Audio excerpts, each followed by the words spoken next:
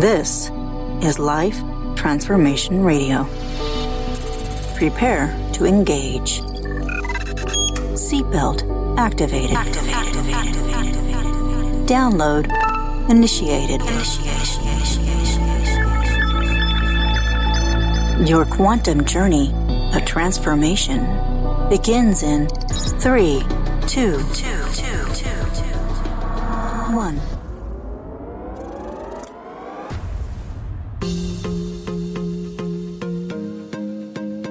Welcome to Life Transformation Radio. Hi, I'm Rob Actis, best-selling author of The Law of Action, voice actor, business mindset coach, the podcast whisperer, and Mr. Action himself.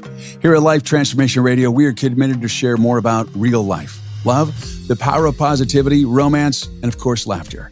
We care about helping others find their internal drive and purpose, and we celebrate life's challenges and overcoming them. On the show, my guests are amazing people who are forces for good in the world around them and live a life of transformation. My guest today, well, he does just that. Today in this episode, Buckley and I discuss how your life's decisions are all about you. If you want to understand how your power in what you decide can bring fame, influence, and how it can impact the life you want to live, well, this is the show for you. Over the last 23 years, Rocky has helped his clients bring over $100 million in training programs and information products to the market. He's consulted over 3,000 projects for clients ranging from billion-dollar brands like Wiley Pearson and Macmillan to experts, authors, thought leaders, influencers, and entrepreneurs. Rocky, welcome to Life Transformation Radio. Oh, thanks for having me, Rob. Yeah, glad to have you here. So, we're talking about transformation, and we're talking about how your decisions in your life lead to transformation. So where's the transformation? So how did you get into before of generating all of that revenue for training programs? Like, where did you come from?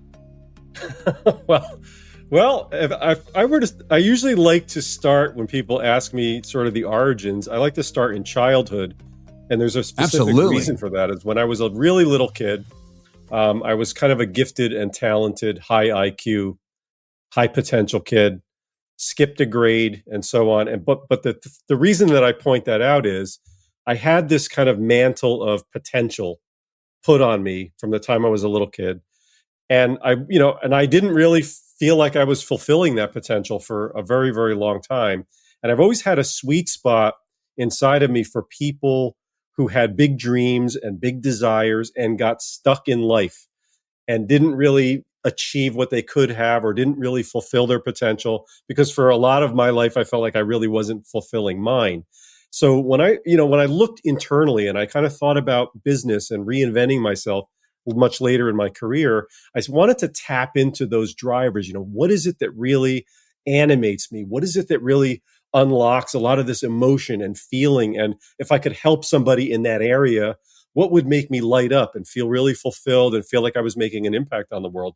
And I isolated that thing. It was for people that were high potential, could have become somebody, always thought they wanted to become somebody and would have, and find themselves years down the road in their lives looking back and going, I'm not where I want to be. I haven't reached a level. I know there's so much more inside of me that I'm capable of, so many more new levels to hit, and I'm stuck. And, that kind of a situation really unlocks that passion and compassion inside of me. So I always like to start there. Over the years, I ended up in a lot of leadership roles, started my business when I was in my 30s, had the privilege of being able to work, again, as you mentioned at the top, with some of these really big companies, but specifically the authors and experts who were creating all of this material to share with the world. And so my focus started to narrow on the solo entrepreneur. That one person who had a lot of this capability, expertise inside of themselves, and then wanted to take that to another level and unlock that. So that's kind of what long and short took me to where I'm at today, working with those kind of people specifically. I love it. Well, you were talking about your kid being a kid, and then you were talking about, so I'm just wanted to zero in of like, people talk about an overnight success. So you had other things in your life that were transformational to get you where you are today. Yeah. Like, you're not a rock superstar. It doesn't happen overnight. It takes a history. It talks about doing the work. It talks about living and your life experiences. So I really want to dive into that. Sure. Yeah. So Okay, so you went to college, and what industry were you working in? Like you talked about how you passed your grades, and what industry were you working in? Where Mhm. did you, when you were a kid, know that eventually I want to help people create? That's where I'm trying to Yeah. dive Okay, into. sure. I mean, I can take you from, the time I was in high school, I really fell in love with baseball. Okay, Actually, really from the time I was about 11 years old, but then through high school, my primary focus and my big dream and all of that was baseball. I wanted to be a professional baseball player and absolutely, loved the game. But even then, I was thinking about becoming a baseball player through the lens of the people that I could impact. I happen to have a lot of access because I live just outside of New York City. I had a lot of access to the New York Yankees and what they were doing in the community and so on. So when I was a kid, I got to, go to different things and see Yankee players, maybe speaking in a church or playing basketball at a high school and things like that. And I started to think about the role model aspects of becoming a baseball player, that's professional awesome. player that kids were looking up to, and that you could be a role model and you could impact people's lives. And so I always looked at baseball through that lens. My interests started to shift as I got a little bit older and realized I wasn't going to make the big leagues. But I got into filmmaking and screenwriting, and I went to New York University Film School, and I wanted to make movies. And even from that standpoint, I wanted to make movies that would change people's lives, that would, really make an impact on them, as movies had made, in my life. Um, Right. in my 20s, I started to shift, and I kind of had a spiritual, or big spiritual shift and phase in my life where I got involved in ministry leadership. And so I switched my focus from the big screen to really much more small, hands-on, working with people in a smaller environment. Right. And but it was, again, making an impact on people. That was my primary thing. It wasn't about making money or becoming famous or anything like that, but it was really, can I make a difference in the lives of the people that were around me? So, all through my 20s were kind of like this sort of exploration and shifting through different things. I traded commodities, I worked construction, I worked in a metal shop, I managed people, and then it eventually took me into the publishing industry. And that was really where that was my entree into this world with authors and experts and people like that. And Oh, well, that's so what I I, was trying to I figure out. I'm worked like, for a how? big company Okay, and so so on. Yeah. all right, so you worked in the publishing industry. So Yep. in the book department, you were working with authors and in books. Yes. Yep. And what exactly I were was you doing in there? Yeah. So I started out as a production editor, which was essentially a project manager.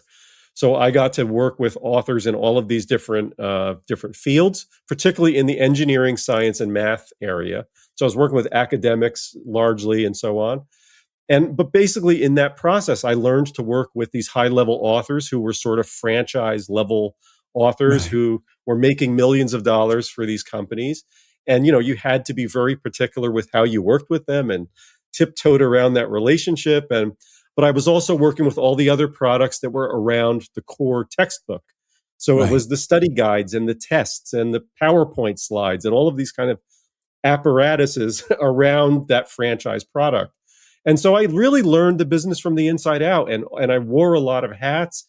And in that period of time, I learned really how to take what was an idea and a manuscript all the way through the process of a finished product. And more importantly, a series of products, a bundle of different products that were all related and integrated the work of a lot of different authors together into these big packages that were then sold into schools.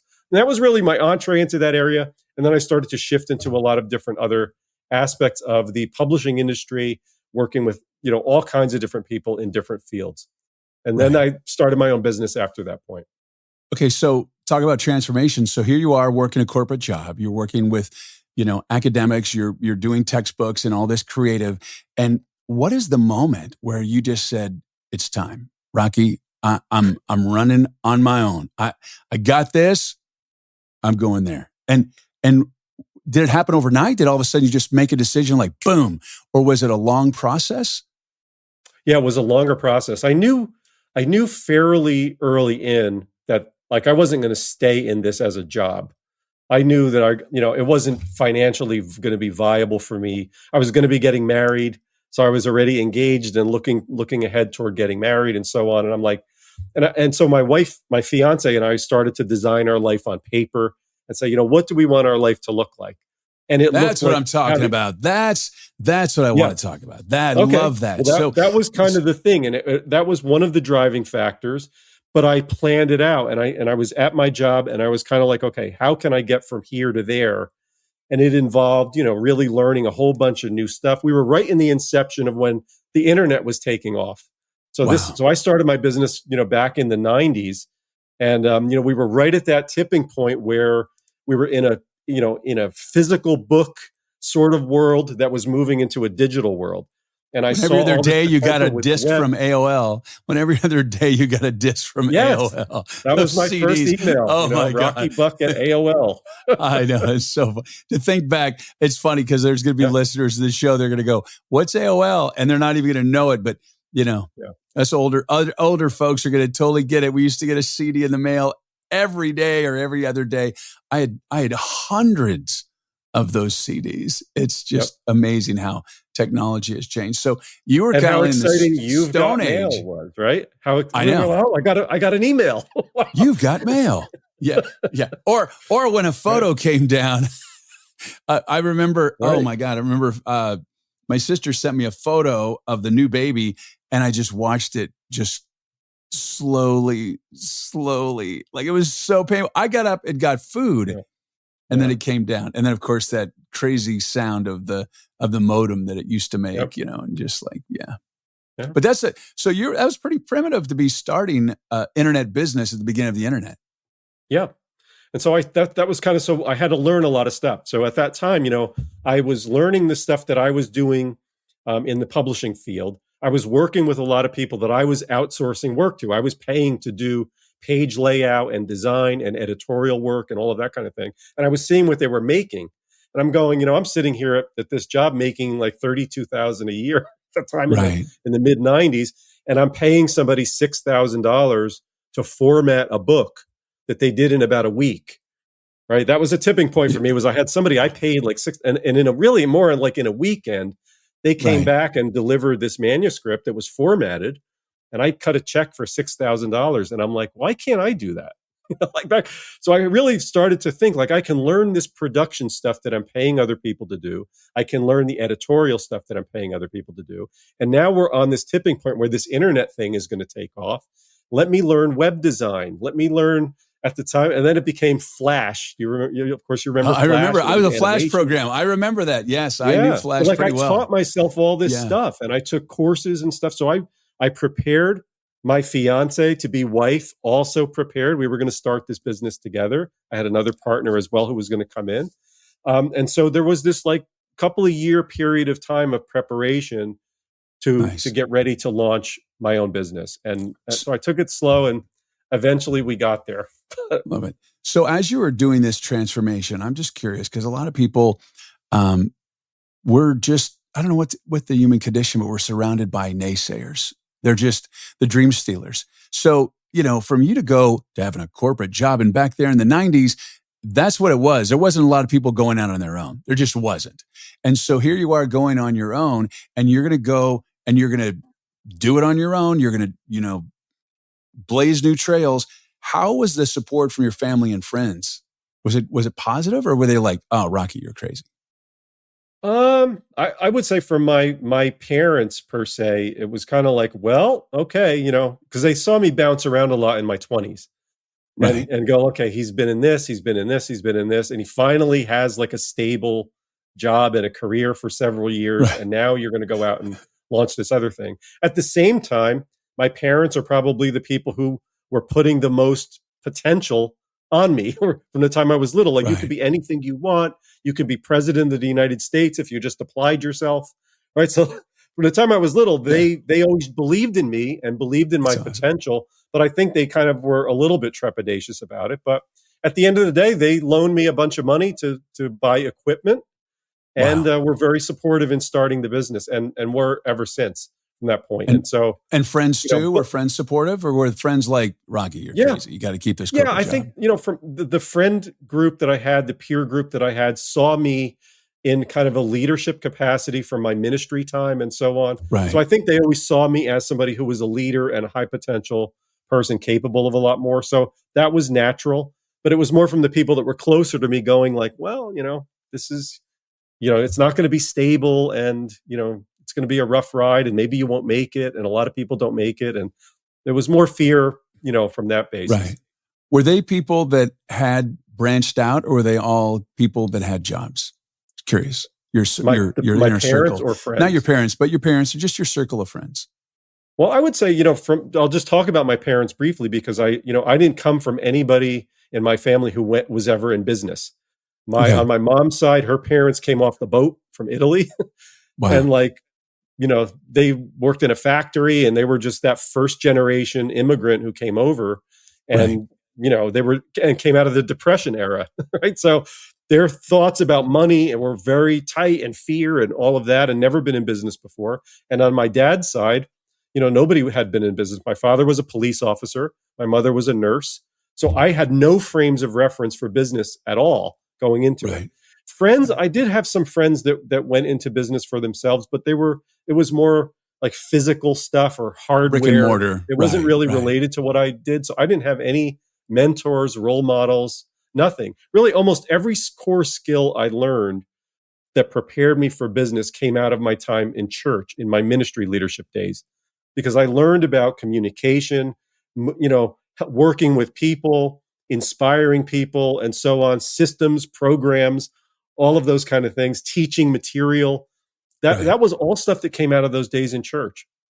That's wonderful. Yeah, the reason I bring that up is because, you hear it all the time, is that you are who you surround yourself with. Yeah. And if you surround yourself with a bunch of naysayers and dream stealers and people that you allow to control your life and not you control your life, you don't get to have those incredible transformations in your life, in this world. And it's so I didn't important. have that though. And I've always heard that from people. And I'll be very honest, I surrounded myself mostly with people who were needy, who needed help. I was always somebody who had more of a heart for the lonely person, the lovable loser that other people didn't connect with. So I always had a heart for that kind of person, going all the way back to high school. And I often heard people say, you're surrounding yourself with these people that are not helping you in any way. But I, as a person who, I was very secure in myself. I didn't feel that I needed motivation from other people or anything like that. Maybe it's a big ego or whatever, but I never felt that I needed that from others. And I was always wired toward that person who needed help. And those tended to be I surrounded myself with people like that, and also people who were minded to help those kind of people. So that was more my peer group. I don't think it has to do with you need anything from them, but I think what it does matter of that the people you surround yourself with, they may need help. That doesn't mean they're not worthy of being in your presence as that circle. Yeah. What it means is they're probably greatly appreciative of what you do. Yeah. And it allowed you, by the way that you interacted with them, the ability to see your strengths of making a difference in people's lives. And that's why I'm bringing that up. A lot of people misconstrue that. I'm glad we talked about that, is that they think that the 5 people have to be able to do stuff for you.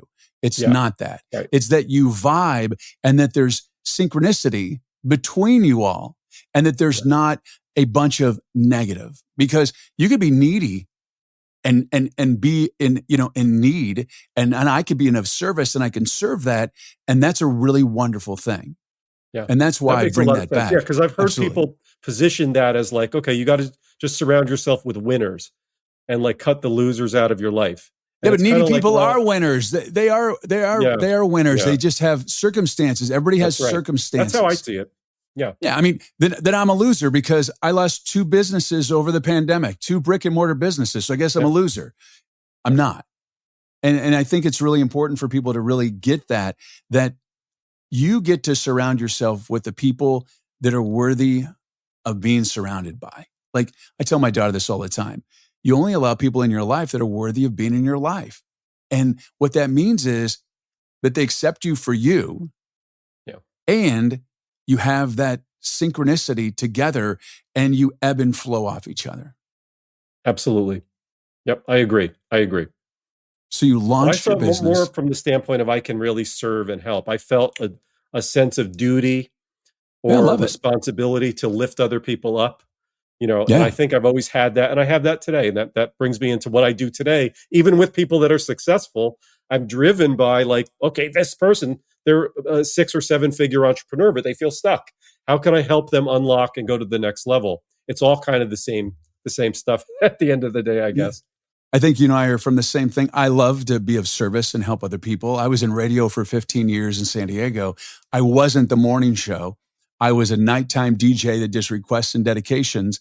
And at first I was just on the weekends. However, I was always in the newspaper and I did more charity events than everybody because I learned that, and it wasn't based out of ego, but I learned that people got excited about having a radio personality there.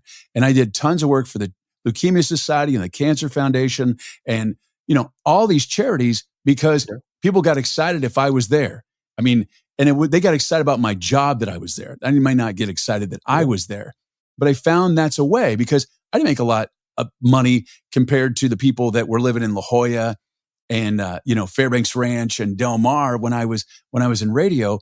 However, I can enroll them in a possibility. I could share stories of just to connect with them, and then they would open their checkbooks. And I love that. That was one of the wonderful things. Beautiful. It's a wonderful thing to be of service. Yeah. And people think it takes away from you. And it's just, it's kind of greedy. It's like you get fed when you are of service. It really just, it lights me up. So I like that. I agree. But philosophically, I think we're inclined the same way. Absolutely. So you started your business. You're using PageMaker. You're using probably Macs in the office. Quark. You're using Macs. I didn't use PageMaker. Oh, wow. Quark. Whoa, that's okay. That's a hard program. I tried that. Wow. And so now you are helping people create a powerful public persona. Yep. So tell me more about that, because that's all about transformation. Yeah. The public persona is something that, as I kind of went through, because, my consulting business, working with all these companies and authors and all of that, I did that for over 20 years, did it really well, built a successful business. But at a certain point, as I was starting to approach a big age number, I started to kind of go, you know what? Like over the years, I had built my business, first of all, incorrectly, as I built my business largely around myself. Now, I had 2 teams in India that did a lot of production work for me and so on. But essentially, I was the heart of the business. And, it was hard to extricate me out of the center of that business. And the market was changing, the industry was changing, and it wasn't really worth it for me to change the business in a way that I probably wouldn't enjoy. So even though I was successful over, the course of 20-something years, I found myself getting ground down and further removed from that passion to help people. I felt like I was doing well. I was producing a lot of stuff, but I wasn't feeling fulfilled that I was really making a difference with the kind of people that I wanted to make a difference with. And I started to strategize a reinvention for myself. And I started to go, how can I basically go from this guy who is totally behind the scenes? I'm a total unknown. I'm like a secret weapon for these companies.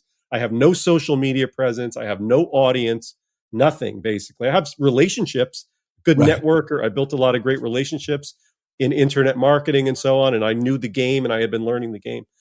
But I had to go from zero to being a public figure. And because I started to rethink my business and who do I really want to serve and how do I want to do that? Do I want to be known or do I not want to be known? And so going through this whole strategic, that's a big transformation. That's a big transformation. Yeah. And it was like, can I do this? And how do I do this?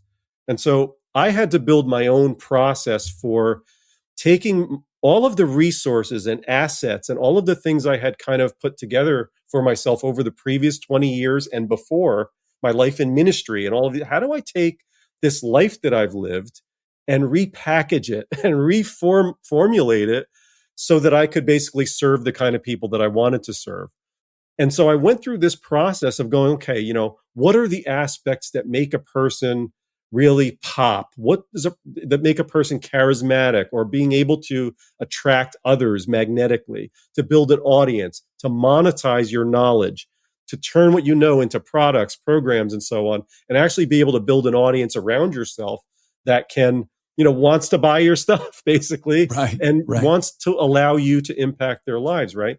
So I developed a framework first for myself, and then I articulated it into this power persona framework. And the thing that's really different than I think a lot of other people focus on, and I hear nobody out there really talking about this, is when it comes to this game of being a public figure, there's kind of like this tip of the iceberg that most people focus on, and that's the external activities. That's the strategies, the tactics. It's like the marketing and the visuals and the branding and all of this stuff. And it's also, creating offers and so on. But that's almost entirely what everybody focuses on.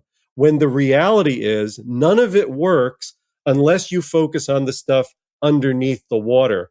That's that part of the iceberg under the water. It's all the stuff about, your sense of purpose in life, your personal identity, your belief system, your life story, the experiences that you've had, the way that you look at your subject differently than everybody else, the way that you strategically position yourself, right? There's all these things that happen under the surface of the water that make those strategies and tactics work in the external world. And so for me, like, that's the real difference of the way that I approach this whole thing. It's about those support structures and those support systems that make the marketing work, that make you, when you appear on video and you're talking into a camera, what are those elements that really unlock your personal passion and make you naturally charismatic? How do you tap into that? How do you release that, right? So those became the questions that I was really fascinated with, that I had to kind of figure out for myself. And then I turned it into a framework to share with other people. I love it. So what would be just a way that someone could tap into their inner persona before they, they take another, go ahead. Oh, go ahead. I'm sorry. No, I just had another thought and was like, go ahead. So what would be a way to just tap into that inner persona? Yeah, I think one of the key things that I like to teach people about is the way that their purpose connects with their charisma. Because when you are tapped into your sense of purpose, it releases something inside of you. You become passionate, enthusiastic. There's a sense of heart and compassion because, typically a sense of purpose is connected to a problem you want to solve. You want to help somebody fix a problem. And when you're really connected to that and dialed into it, something magical happens emotionally and it releases your natural charisma. So for those people that are, like you freeze up in front of a camera or you fear that you're boring, like you're not interesting to anyone, the one core thing that's going to animate you and make you like that kind of person on fire that other people can't help but watch is when you are tapping into that purpose, and that sense of mission and helping people is just flowing through you. And people feel it. There's an energy, there's an X factor that gets released when we tap into that. So purpose is really the secret to charisma. And so that would be just one tip that I like to share with people a lot. And I think it really unlocks a lot of things for people. Absolutely. And you can't fake it. You can see a lot of people on TikTok or Facebook, and you can just see that they're not who they say they are. And they're copycatting others because they see, okay, the shortcut is, let me look at what's working in the market. I see how these people talk, the kind of language they use, the kind of, showing up with a Lamborghini or whatever the visual is, right? There's a whole spectrum of things that people do that they copy others. They believe that modeling is a shortcut, right? And modeling can be a shortcut, but it's completely inauthentic for most people.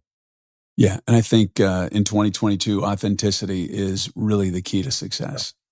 Being your true self. Yep. And those are the kind of inner secrets that I think people who are trying to break through in this space, and they're finding it's just crickets. Like, I'm putting out content, nobody's watching it.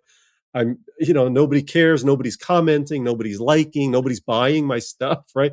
A lot of it is connected to that, right? And it's really those questions of how can I pull out the best parts of myself and provide a clear, unambiguous signal to my market that other people will connect to. And I think and there's a lot of factors to that you kind of have to figure out and align. But once they're aligned, there's like this best, most powerful version of yourself that just gets released, and people feel it and connect with it. I love it. Feel it, connect it. You become a magnet. Absolutely. Rocky, thanks so much for joining me today. I really, really appreciate taking My time pleasure. out to be here. Absolutely. Hey, if you want to reach Rocky, you can reach him at rockybuckley.com. Super cool guy. Glad to have you here. Really appreciate it. Great pearls of wisdom that you dropped. And I wish you nothing but massive, massive success. Thank you, my friend. Great to be here. Thank you so much for your support and taking time out of your busy and precious day to listen to Life Transformation Radio. So appreciate it. Thank you for allowing me, along my very special guest, Rocky Buckley, to touch your heart, move your soul, and inspire you to live a life of transformation. I'm Rob Actis. Until next time. This is Life Transformation Radio. Download complete.